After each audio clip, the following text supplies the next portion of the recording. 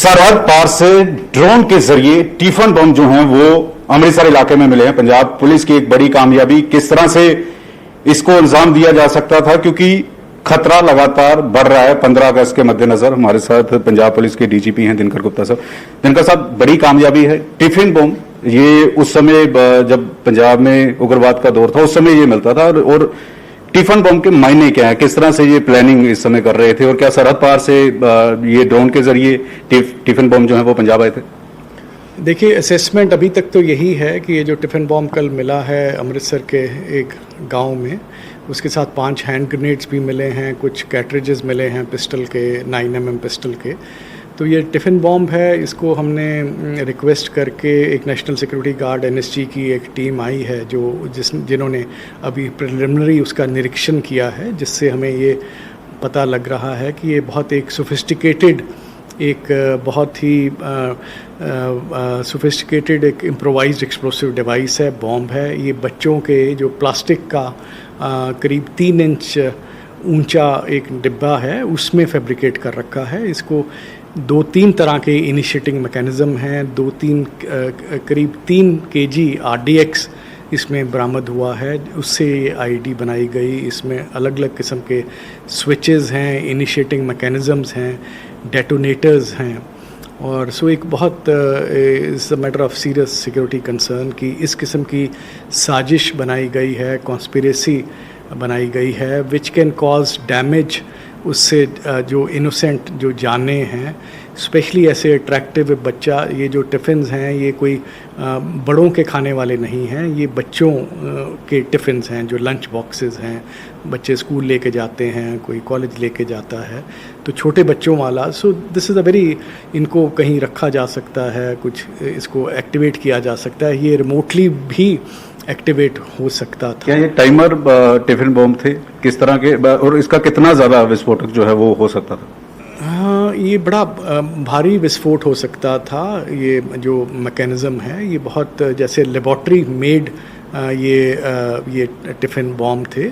इसमें टाइमर भी लग सकता है, प्रेशर स्प्रिंग भी है, इसमें स्प्रिंग से भी चल सकता है, फिर मैग्नेटिक इनिशिएटिंग मैकेनिज़्म भी है। 2 काफ़ी बड़े इंडस्ट्रियल ग्रेड मैग्नेट्स मिले हैं जिससे सर्किट कंप्लीट हो सकता है। सो इसमें टाइमर डिवाइस और वो चीज़ें भी हैं। पूरा बहुत एक सोफिस्टिकेटेड और डिवाइस है, क्योंकि सरहद पार से हैं, ड्रोन के जरिए हैं, तो यहाँ पर कोई गैंगस्टर इसको इन्वॉल्व थे या किस तरह के कोई अभी तक पता चल पाया कि ये कैसे कहाँ जाने थे? क्योंकि 15 अगस्त आ रहा है, फेस्टिवल आने वाले हैं, भीड़ बाजारों में बढ़ेगी।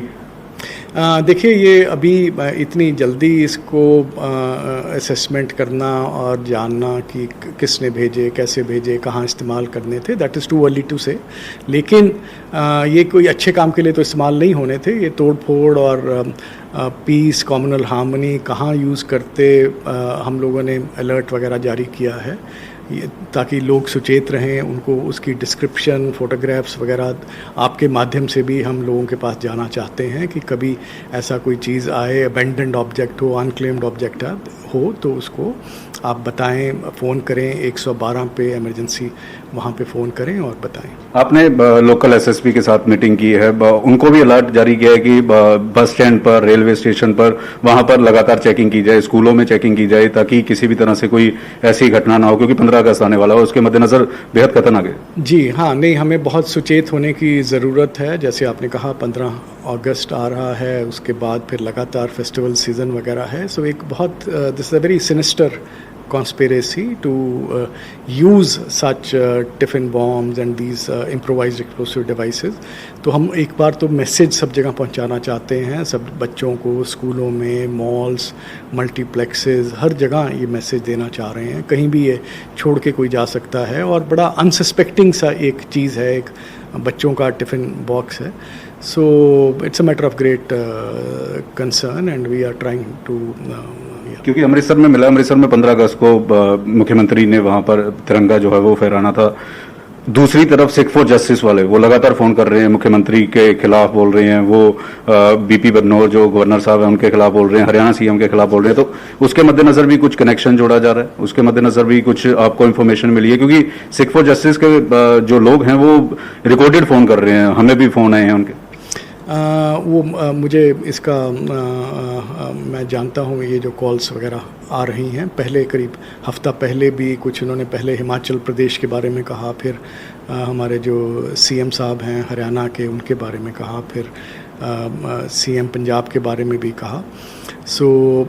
तो उसके बारे में हमें मालूम है। एंड अलग अलग किस्म की सेसेशनिस्ट फोर्सेस हैं, ये टेररिस्ट फोर्सेस हैं, रेडिकल फोर्सेस हैं, एंटी नेशनल फोर्सेस हैं जो बाहर अलग अलग मुल्कों में बैठे हुए हैं, कई तरह के लोग हैं, इन पे नज़र रखी जा रही है और ये लोग एटमॉस्फेयर को ख़राब कर रहे हैं और इनकी कंटिन्यूस कई सालों से ये कोशिश चल रही है और हम we are already alerted to this thing. और अनफॉर्चुनेटली बात ये है कि अफसोस की कि ये लोग बाहर बैठ के ये चीज़ें कर रहे हैं। अपने यहाँ के जो बच्चे हैं, हमारा जो पंजाब का यूथ है, भारत का यूथ है, उसको बरगलाने की कोशिश कर रहे हैं, उनको एक वायलेंस की तरफ धकेलने की कोशिशें जारी हैं। उससे हमें बचना है।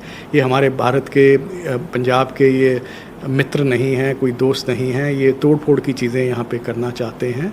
ये पंजाब को फिर वापस उसी टाइमों में लेके जाना चाहते हैं जब यहाँ पे करीब 15 साल पंजाब ने ये संताप भोगा। यहाँ पे करीब 30,000 लोगों की जानें गई। हमारे पुलिस अफसरों ने करीब 1800 पुलिस अफसरों ने शहादतें दी।